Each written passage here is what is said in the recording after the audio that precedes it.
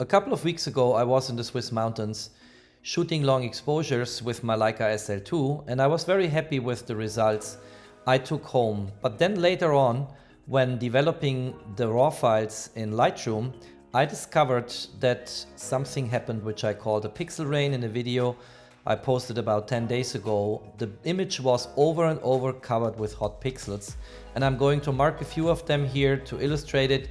And it was all over the place. It was in the night sky, in the forest, in the lake, it was everywhere, and it was absolutely impossible to remove them one by one via the spot removal tool in Lightroom in Adobe Creative Cloud.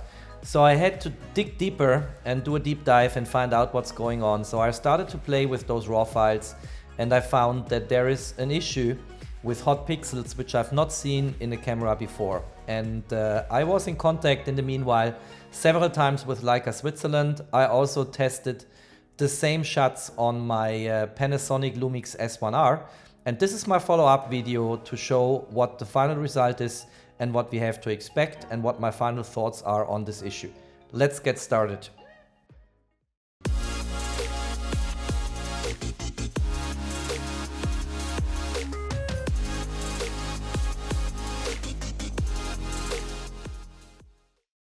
So my first step in this video is to test these issues with the Panasonic Lumix S1R.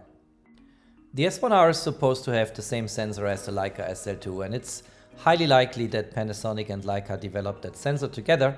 So let's find out if the S1R has the same hot pixel issue on its sensor as I found it on the Leica SL2.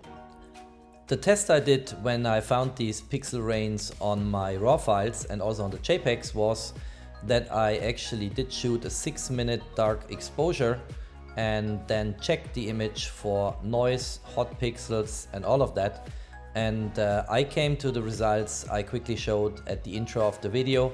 Very bad in my opinion, but something which I think can be cured in the future, and I come to that in the course of the video.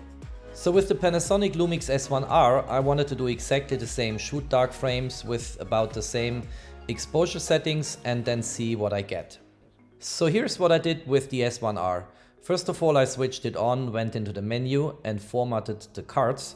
You need to be sure that there is nothing on those cards which you might need later on. So before you go through the formatting process, and it's not even necessary maybe, for me it was just to clean the setup, make sure that you don't lose images you might need later on. And then I went into the menu and very important, I did choose long exposure noise reduction on, which is the same at the Leica SL2. I also checked on the picture quality. I wanted to have RAW and JPEG, and then I basically was good to go here. Just one side remark, long exposure noise reduction on means that with the same exposure parameters, the camera takes a dark frame, subtracts the image and the dark frame, and so can identify hot pixels. In my previous video on the Leica SL2, I chose an exposure time of 6 minutes, which turned out to be a bit tricky, or let's call it manual, on the S1R. And the reason is when you scroll through exposure times, it only goes up to 60 seconds and then bulb mode kicked in. So that was something I had to do manual. Then ISO, I did also choose 100 as on the SL2.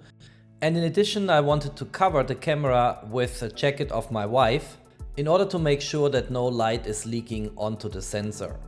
So the overall procedure was a bit tedious. I had to get my arm under the jacket, place my finger on the shutter button, and then make sure I have in parallel a timer on my iPhone, so I see that I really take 6 minutes of exposure time.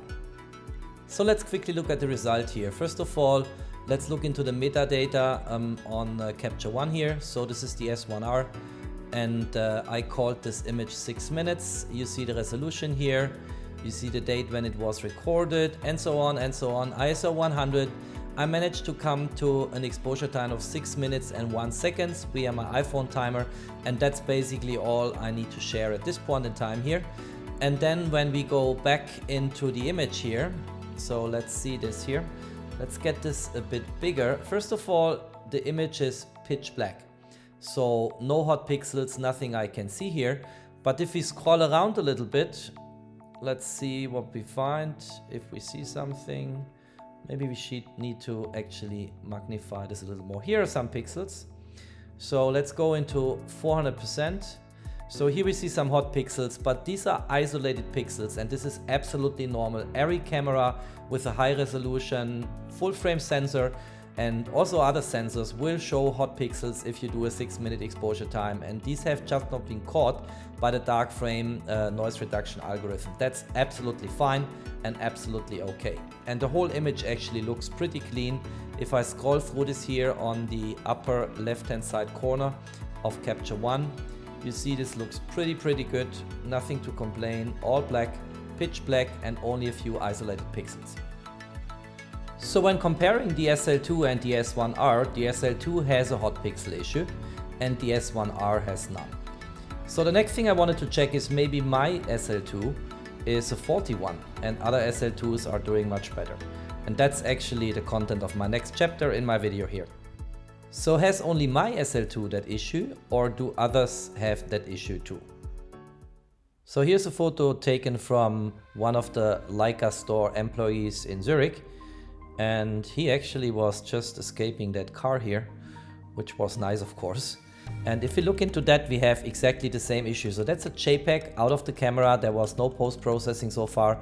I just imported it into Lightroom, and if we get this here in the zoom, we see here the same issue as with my Leica SL2, pixels all over the place. I would call it again a pixel rain.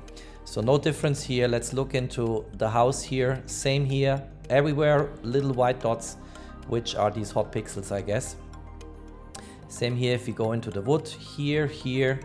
I think it's basically all over the place. You see it here in the structure, a lot of hot pixels here in the sky, and it's exactly the same issue than what we saw in my first video on the Leica SL2 pixel issue with my own Leica SL2. Now here I imported the raw file of that image we just looked at from the Leica store employee into Capture One. And again, Capture One does not have these issues. So in the raw converter, if we look into how this appears in Capture One and how the JPEG out of the camera looks, there is a big difference. Capture One already does some adjustments here. And if there are some single images still left over, like for instance, it's hard to see on video, but here, there is this noise reduction single pixel slider. If you push that a little bit, it will go away. So now it's gone away. Let me just revert this for a moment. So you see it again appearing here, and then it's going away. So raw conversion in general in Capture One is way off superior to what we see on Lightroom at this point in time. And what I heard from Leica Switzerland is that Adobe did not yet optimize camera raw for the Leica SL2. It's available, it's working somehow, but it doesn't look as it should look. So here's my conclusion, and I actually closed that chapter finally for me. First of all, as I said, I had intense discussions with Leica on that issue. They tested it with their own cameras. It's not an isolated faulty SL2 I have, it's a general issue. Second point, the Panasonic S1R does not have that issue. And since we can assume that this is kind of the same sensor, this must have been solved by software or firmware. Third, Leica confirmed by mail to me that there is a big firmware update coming very soon. That firmware update will not only solve that problem here, and by the way, they sent my YouTube video, the previous one, which I linked below in the info box, to engineers at Leica Wetzlar at their headquarters to actually dig deeper. So there will not only be a fix of that issue, there will also be the 187 megapixel multi-frame shooting option, which is not yet included in the firmware. So if you like my video, please give me a thumbs up. If you like my channel, please subscribe. Thanks for watching, peace out, and have a good week.